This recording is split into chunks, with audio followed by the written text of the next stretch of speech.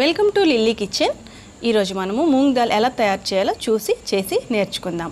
మొదటిగా పెసరపప్పుని 5 అవర్స్ నానబెట్టుకోవాలండి. నీట్గా క్లీన్ చేసేసుకొని చక్కగా నీళ్లు వంపేసుకొని ఈ విధంగా మనం ప్లేట్లో ఆరబోసుకోవాలి. నానిన పెసరపప్పుని ఈ విధంగా ఆరబోసుకోవాలండి. ఫ్యాన్ కింద కానీ చక్కగా అంటే నీడలో ఆరబెట్టుకోవాలండి. ఎండలో పోయకూడదు. చక్కగా చెమ్మంతా పీల్చేసేసేయాలి, ఆరిపోవాలి. చూడండి, ఈ విధంగా మనం ఇట్లా అన్నప్పుడు పొడి పొడిగా రావాలి, చెమ్మ లేకుండా. ఇలా వచ్చిన తర్వాత మనం తీసి పక్కన పెట్టేసుకొని స్టవ్ వెలిగించేసుకొని ఒక బాండిల్ పెట్టుకొని లేదా కడాయి పెట్టుకొని ఆయిల్ పోసుకోవాలండి. అవి ఫ్రై అవ్వటానికి కావాల్సినంత ఆయిల్ పోసుకోవాలి. అంటే 1 or 2 స్పూన్స్ కాదు, మనం ఫ్రై చేసుకోవాలి కాబట్టి కొంచెం ఆయిల్ పడుతుంది. ఒక ఆయిల్ పోసుకొని ఆయిల్ వేడెక్కిన తర్వాత మనం ఆ పెసరపప్పు ఉంది కదా, మూంగ్ దాల్, ఆ పెసరపప్పునంతా ఈ ఆయిల్లో ఇట్లా కొద్దిగా వేసుకోవాలండి. ఈ విధంగా వేసుకోవాలి. అటు ఇటు తిప్పుకుంటూ ఉండాలండి. మీడియం ఫ్లేమ్ పెట్టుకొని చేసుకోవాలి, లేదంటే మాడిపోతాయి.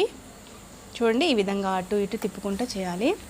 ఆయిల్ అంతా స్టార్టింగ్లో వేసిన వెంటనే పొంగుతూ ఉంటుందండి, అప్పుడు పచ్చి ఉంటుంది కాబట్టి. బాగా ఫ్రై అయిపోయిన తర్వాత ఆయిల్ అంతా ఈ విధంగా అయిపోతుందండి. పొంగదప్పుడు ఇట్లా ఉంటుంది.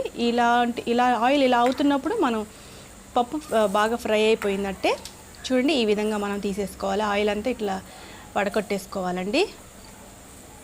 బాగా ఈ విధంగా పప్పు అంతా మళ్ళీ సపరేట్ చేసేసుకోవాలండి ఆయిల్లో నుంచి. బాగా ఆయిల్ అంతా దిగిపోతుంది కదా, ఈ విధంగా ఫిల్టర్ చేసుకోవాలి. స్టీల్ ఫిల్టర్ ఏదన్నా ఉంటే మనం చక్కగా ఈ విధంగా ఫిల్టర్ చేసేసుకోవచ్చు. బాగా తీసేసుకోవాలండి. ఈ ఆయిల్ అంతా సపరేట్ అయిపోవాలి, బాగా పొడి పొడిగా వచ్చేసేయాలి.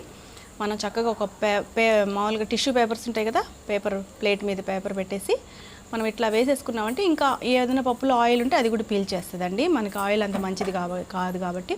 అంతేనండి, మరి రెడీ అయిపోయింది. మంచిగా క్రిస్పీగా మూంగ్ దాల్ రెడీ అయిపోయింది. లైక్ చేయండి, షేర్ చేయండి.